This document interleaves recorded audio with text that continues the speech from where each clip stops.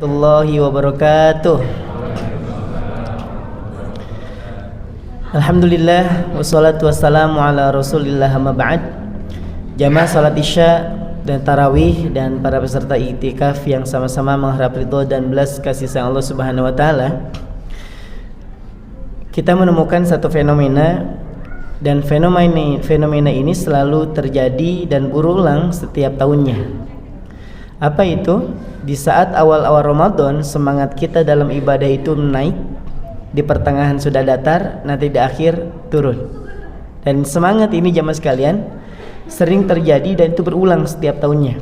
Bahkan di awal-awal Ramadan kita menemukan beberapa masjid dan beberapa musola itu sampai pasang tenda. Saking apanya? Saking membludaknya peserta sholat tarawih. Pekan pertama pasang tenda, pekan kedua sudah bongkar tendanya. Nah pekan ketiga itu kalau perlu musolahnya dibongkar, Pak, ya, karena sudah nggak ada isinya jamaah sekalian. Nah jamaah sekalian dirahmati Allah Subhanahu wa taala, timbul pertanyaan, kenapa setiap kali Ramadan semangat kita di awal itu menggebu-gebu, di pertengahan sudah mulai memudar, dan di akhir kayak kehilangan daya untuk bisa semangat lagi dalam beribadah. Jangan-jangan jawabannya adalah kita tidak tahu dan tidak paham hadiah Ramadan itu apa. Jangan-jangan kita selama ini ikut perlombaan di bulan Ramadan tapi tidak tahu hadiahnya apa.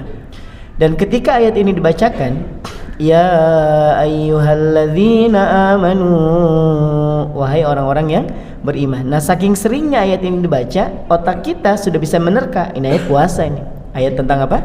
Puasa. Dan betul ternyata kutiba alaikumus syiyam,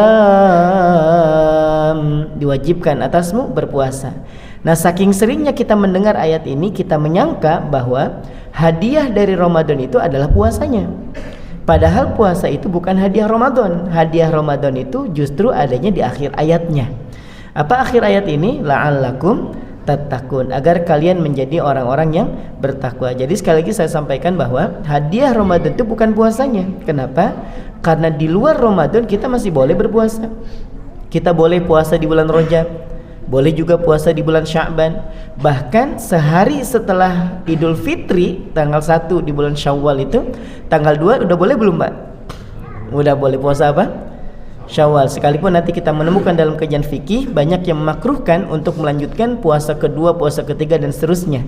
Diberikan jeda. Kenapa? Karena memang lazimnya pada tanggal 1, 2, 3 itu digunakan untuk silaturahim. Gambarnya sederhana, Pak. Tapi kan hadisnya sahih, gak ada masalah.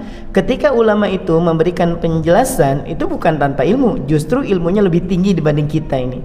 Hadisnya sahih, Nabi SAW menyampaikan bahwa barang siapa yang berpuasa di bulan Ramadan, summa atba'ahu sittan min Syawal, kemudian mengiringinya dengan 6 hari di bulan Syawal, maka seakan-akan dia puasa 1 tahun penuh. Hadisnya gak masalah, hadisnya sahih. Yang menjadi masalah itu adalah para ulama menyimpulkan bahwa kalau ternyata di tanggal-tanggal kedua kita sudah mulai berpuasa, bisa kebayang, Pak, kita lagi puasa nih, terus diundang sama tetangga sebelah open house.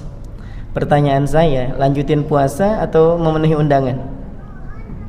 Atau lihat menunya dulu? Ya, jujur aja, Pak, jujur ya. Gimana? Kita batalkan puasanya, lanjutin puasanya, atau lihat menunya dulu? Kalau menunya apa, Bu, masak apa? Masak orek ayam, orek tempe. Mohon maaf, kami sekeluarga sedang puasa, ya. Tapi kalau menunya ayam bakar, ya kan, itu tongseng dan juga kambing guling, kita gaskan memang, kita batalin memang puasa kita. Nah, jamaah sekalian, sekhusyuk-khusyuknya kita menjaga puasa kita sampai maghrib, hukumnya tidak berubah. Hukumnya tetap sunnah. Sedangkan memenuhi undangan itu hukumnya wajib. Sesederhana itu ulama itu mengartikan. Bisa kebayang, Pak, kita datang ke tuan rumah misalnya, kita bersilaturahim karena dia open house, kita makan rendang.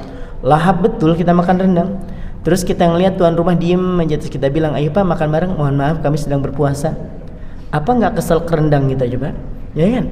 Karena memang disitulah suasana jadi kurang hangat, kurang mencair. Maka diberikan alternatif, berikan beberapa hari untuk kita bersilaturahim.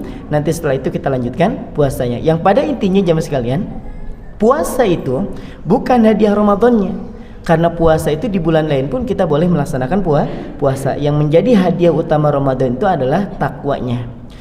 Nah jangan-jangan selama ini kita berpuasa ini kita hanya sebatas pokoknya yang penting puasa aja.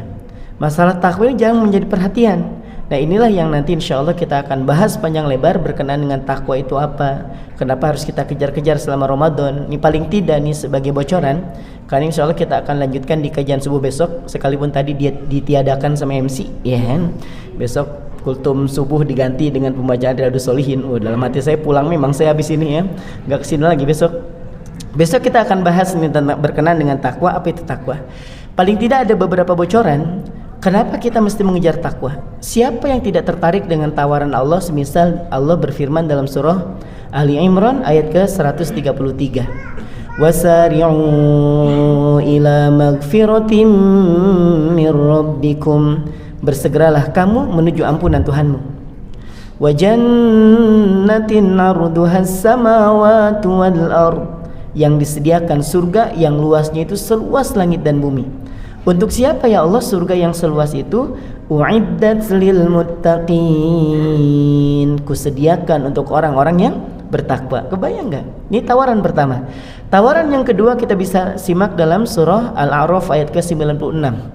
Allah Subhanahu wa taala berfirman, walau anna ahlal qura, sekiranya satu penduduk negeri, kata Allah. Dan ini perandaian yang bukan perandaian kosong, tapi Allah ingin menggambarkan kepada kita gini, sekiranya dalam satu penduduk negeri itu ada saja orang-orang seperti ini, seperti apa ya Allah? Amanu, beriman. Bukan cuma beriman, wattaqau, lalu kemudian mereka bertakwa, apa yang akan Allah berikan? La fatahna alaihim barakatim minas samai wal ard, niscaya kami akan bukakan pintu-pintu keberkahan dari langit dan juga pintu-pintu keberkahan dari bumi. Ini tawaran yang kedua. Tawaran yang ketiga ya Allah tawarkan untuk orang yang bertakwa itu kita temukan dalam surah At-Talaq ayat kedua sampai ketiga, yang biasa kita sebut sebagai ayat 1000 dinar itu. Wa may yattaqillah وَمَنْ يَتَّقِ اللَّهَ يَجْعَلْ لَهُ مَخْرَجًا, barang siapa yang bertakwa kepada Allah, niscaya Allah akan berikan jalan keluar untuk setiap permasalahannya. وَيَرْزُقُهُ مِنْ حَيْثُ لَا يَحْتَسِبُ, dan Allah akan memberikan rezeki dari arah yang tidak terduga-duga. Nah, dari sekelumit ayat yang sudah dibacakan tadi berkenaan dengan tawaran untuk orang-orang yang bertakwa, apa yang kita nggak tertarik? Lalu apa itu takwa? Dan bagaimana ulama menjelaskan tentang takwa itu, taknya apa, qafnya apa, wawnya apa, dan dianya apa, insya Allah kita akan lanjutkan di kajian subuh esok. Jadi kalau misalnya hari ini besok nggak hadir, memang materinya separuh sudah. Ya materinya separuh aja. Dapat apa tadi? Pokoknya takwa. Apa itu takwa? Ustaznya belum nyampein, besok subuh katanya. Intinya apa? Tawaran takwa buat orang beriman itu seluar biasa itu. Maka mudah-mudahan Allah berikan kepada kita taufik sehingga kita mudah dalam melakukan kebaikan-kebaikan di bulan Ramadan, dan mudah-mudahan keluar dari Ramadan kita menjadi pribadi-pribadi yang bertakwa. Amin ya rabbal alamin. Kurang lebihnya mohon dimaafkan. Assalamualaikum warahmatullahi wabarakatuh.